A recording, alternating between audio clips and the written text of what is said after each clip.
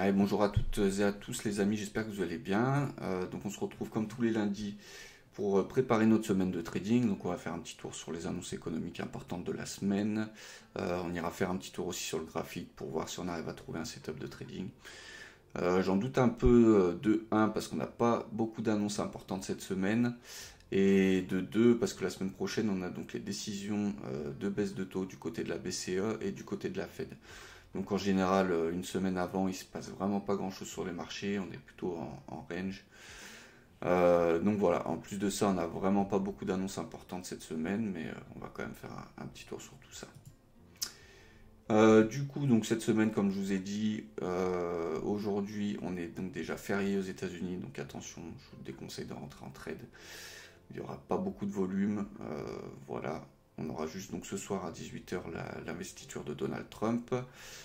Pour demain, on a un discours de notre présidente de la BCE, donc Christine Lagarde. On ira faire un petit tour sur ce qu'elle dit.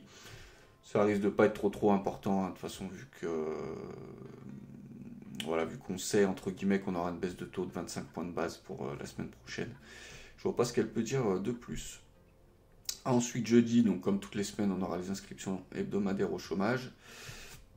Le stock de pétrole brut, donc ça nous intéresse pas vraiment, ça fait pas beaucoup bouger le marché. Et puis vendredi, on aura les indices PMI, donc côté France, on n'a pas côté euro, non, on a juste côté France et Allemagne et États-Unis, donc manufacturier et des services, mais bon, c'est vraiment le PMI des services, comme je vous dis à chaque fois, le plus important.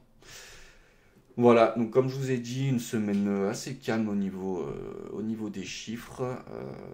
Moi, j'aime pas du tout trader quand il n'y a pas d'annonce comme ça. Quand en plus on sait que la semaine d'après, on a les décisions de baisse de taux. Voilà, en général,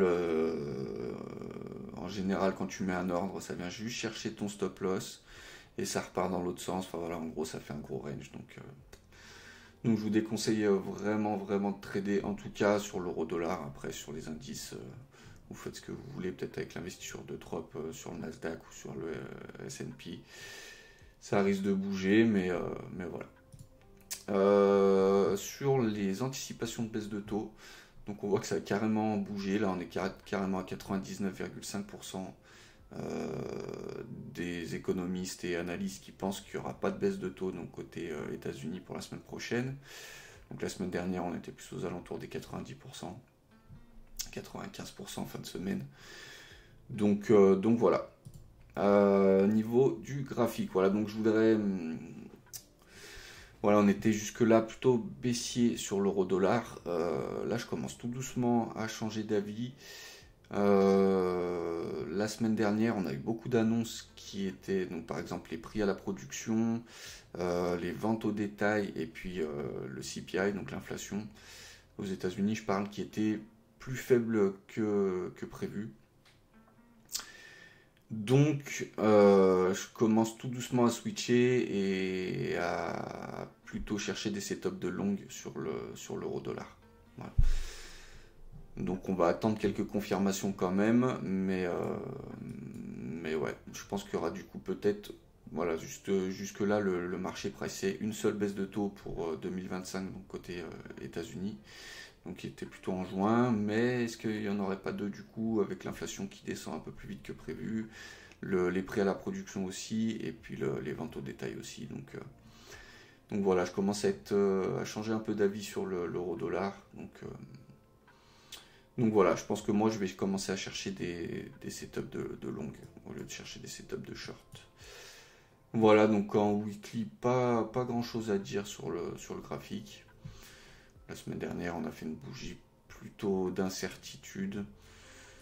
C'est en daily où ça commence à être un peu plus intéressant. Donc on a fait un beau doji. Donc ça c'est une bougie de renversement en général. On a une belle divergence aussi qui commence à se former. Tac, je vais vous la tracer un peu comme ça. Donc on voit que là ça descend. Et sur le RSI, tac, ça monte même depuis ici. Tac, donc vous voyez, ça aurait été même depuis ici. Donc voilà, une belle divergence, un beau doji qui nous dit que ça pourrait peut-être se renverser. Moi je vais plutôt du coup attendre en 4 heures. On avait notre grosse résistance.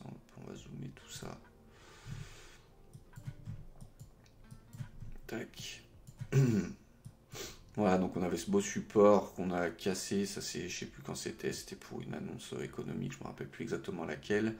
Qu'on a travaillé, qu'on a rebaissé. Donc ça pareil, je vous l'avais partagé pour ce joli trade qui était juste là. Là, on est venu pile dessus, vous voyez, donc on voit qu'elle est quand même assez puissante.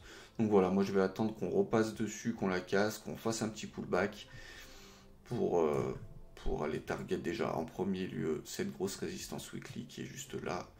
Et peut-être en deuxième lieu la deuxième résistance. Donc ça ferait des beaux trades. Hop, si on arrive à choper pile le pullback ici, un stop sous ces plus bas là. Donc on voit déjà que pour la première target, on est à 1.7. Donc on a un ratio pas super. Faut savoir que c'est mieux quand même de rentrer quand on a un ratio minimum de 2. Parce qu'en dessous de 2, voilà, en général en trading, si tu es à entre 40 et 60% de win rate, c'est que tu es plutôt un bon trader. Et si tu es à 50% de win rate, pour faire du positif, il te faut au moins 2. Mais ouais, on essaiera peut-être de trouver un stop loss légèrement plus bas. On verra, on va peut-être faire un petit pullback là avant de remonter. Tac, du style ça. Merde, on voit pas, c'est normal. On va le mettre en noir. Tac. Du coup, on va peut-être venir taper, faire un pullback, revenir, retaper et faire comme ça. Donc on mettra du coup notre stop en dessous de ce point bas. Donc ouais, on voit déjà par contre que le trade du coup c'est plus le même. Si on fait ce genre de choses, c'est vraiment intéressant. Voilà, et peut-être en deuxième lieu venir taper la deuxième résistance weekly.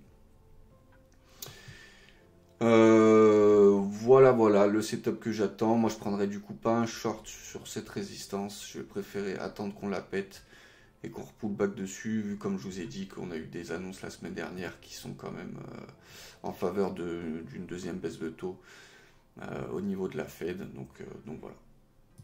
Voilà les amis, pas grand chose à dire pour cette semaine. Pas beaucoup d'annonces. Les décisions de baisse de taux pour la semaine prochaine. Donc voilà, soyez vraiment prudents. Moi, je vous déconseille de trader dans ces cas-là. Après, si on casse cette résistance, je prendrai sûrement quand même un trade. Je prendrai quand même sûrement un trade. Voilà.